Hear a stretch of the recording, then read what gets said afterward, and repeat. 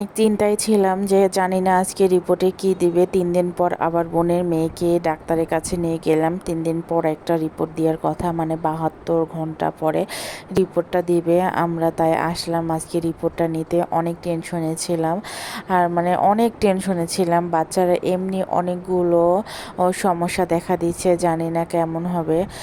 সবাই বাচ্চাটার জন্য দোয়া করবেন। আসলে বাচ্চাদের অসুখ বিসুখ হলে পরিবারে, বিশেষ করে মায়ের শান্তি হয় না, অনেক কষ্ট হয়। তো আল্লাহর রহমতে দোয়া কবুল করেছে আল্লাহ তাআলা। লাস্ট রিপোর্টটা অনেক ভালো হয়েছে, আর ডাক্তার বলেছে ওষুধ খেলে সমস্যাগুলো দূর হয়ে যাবে। রেগুলার ওষুধ খেতে হবে, আর একটু বাচ্চাকে যত্ন নিতে হবে, সাবধানে থাকতে হবে, এই আর কি।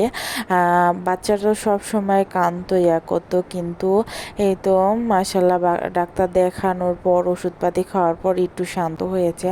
আর এইদিকে আমার বোনেরা তো ডাক্তার দেখানো হয়ে গেছে, চলে যাবে। তাই আমার শাশুড়ি আবার বার্গার খাওয়ার টাকা দিয়েছিল, তাই বাসার সবার জন্য বার্গার কিনে এখন একটু বাজারে যাব। কারণ আমাদের মেয়েটা তো অসুস্থ ছিল, অনেক মন মেজাজ ভালো ছিল। তাই ভাবলাম, তার মা ভাবলো যে একজোড়া স্যান্ডেল কিনে দেবে, কারণ তার হাঁটার বয়স হয়ে গেছে। এদিকে আমরা বাজারে এসে স্যান্ডেল কিনতে লাগলাম।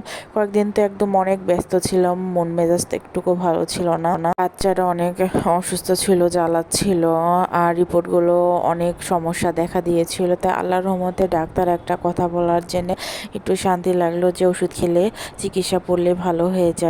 সেই স্যান্ডেল পেয়ে তো অনেক মহা খুশি। স্যান্ডেল কেনানোর পর তা ভাবলাম ওকে কিছু খেলনা কিনে দেওয়া হোক, তাই খেলনা দোকানে আসলাম। 99, এখন তো রাজশাহী শহরে অনেকগুলো 99 নেমেছে। এখানে সব উপকরণীয় জিনিস, সমস্ত জিনিস পাওয়া যাবে।